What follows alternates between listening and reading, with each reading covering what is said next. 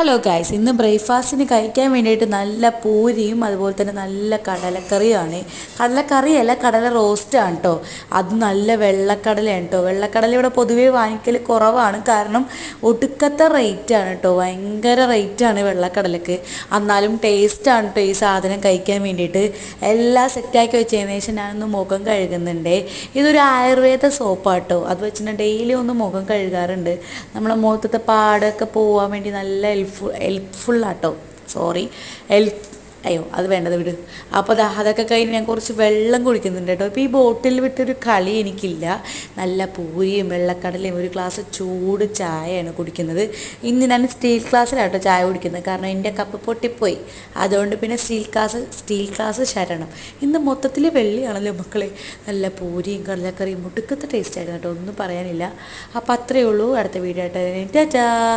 ഇഷ്ടപ്പെട്ട ലൈക്ക് ചെയ്യാൻ നിങ്ങൾ മറക്കരുത് കേട്ടോ. ബൈ.